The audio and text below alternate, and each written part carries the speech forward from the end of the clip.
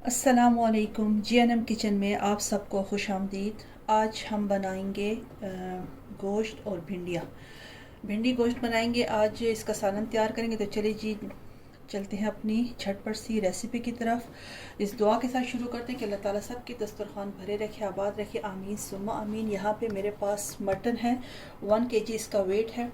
और ये यहाँ पे मेरे पास भिंडियाँ हैं।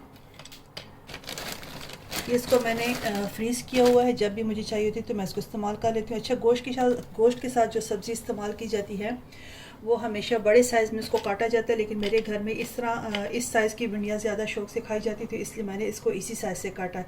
कटिंग है तो आप अपनी मर्ज़ी से काटें, छोटे बड़े जो आपको पसंद हो। यहाँ पे 2 दरमियाने साइज़ की मेरे पास प्याज है, इसको मैंने फ़ाइन चॉप कर लिया है। 2 अदर टमाटर हैं, हरी मिर्चें हैं और अदरक लहसुन का क्यूब है, ये फ्रोज़न क्यूब है। ठीक है जी। मसालों में यहाँ पे ये मेरे पास नमक है, लाल मिर्च पाउडर है, हल्दी पाउडर है, भुना हुआ धनिया और ज़ीरा पाउडर है। और ये यहाँ पे एज़ यूजुअल मेथी पाउडर, जो हमेशा मैं अपनी गोश्त वाले ये सालन में इस्तेमाल करती हूँ, ये मेथी पाउडर है। तो चलिए कुकिंग शुरू करते हैं। वीडियो को एंड तक देखिए। अगर पसंद है तो लाइक और शेयर करना बिल्कुल भी ना भूलें। कुकिंग ऑयल मैंने डाल दिया है गर्म होने के लिए, तो वो उसका वेट करते हैं गर्म होने का। तो उसके बाद फिर उसमें हम प्याज शामिल करेंगे। अच्छा जी, यहाँ पे कुकिंग ऑयल गर्म हो चुका है। बिस्मिल्लाह, ये सारा प्याज इसमें शामिल करके हल्का सा सुनहरा होने देंगे और उसके बाद इसमें अदरक लहसुन शामिल कर देंगे। अच्छा जी, देखिए यहाँ पे प्याज हल्का सुनहरा होना शुरू हो गया। तो इसके साथ ही मैं ये काली मिर्ची, लौंग और दालचीनी हल्की ये भी शामिल कर दूँगी। ये दिखाना मसालों के साथ मैं आपको भूल गई थी। और ये अदरक लहसुन का क्यूब इसको शामिल कर देंगे सॉरी।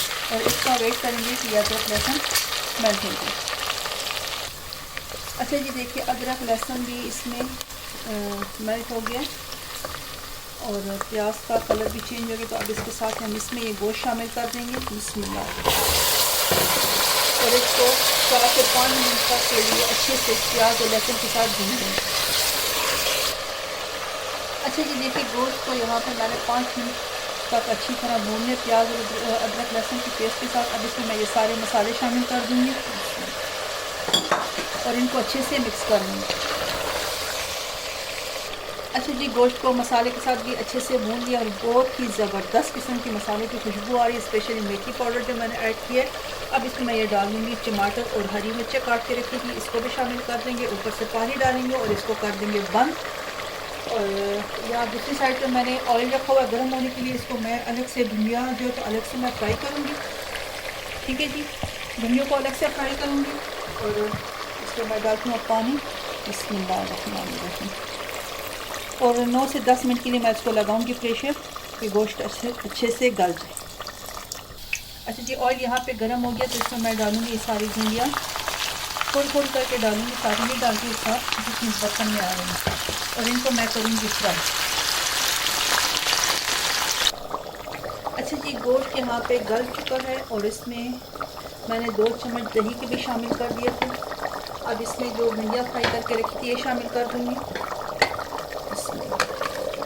और इसको मिक्स कर देंगे।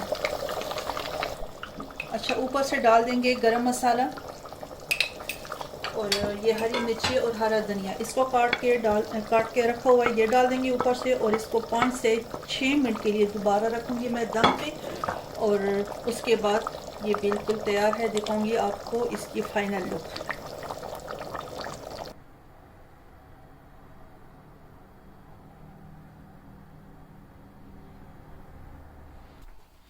अच्छा जी, देखिए माशाल्लाह भिंडी गोश्त की फ़ाइनल लुक बन के तैयार हो चुकी है। उम्मीद करती हूँ आपको हमारी आज की ये रेसिपी पसंद आएगी। अगर पसंद आए तो लाइक और शेयर करना ना भूलें।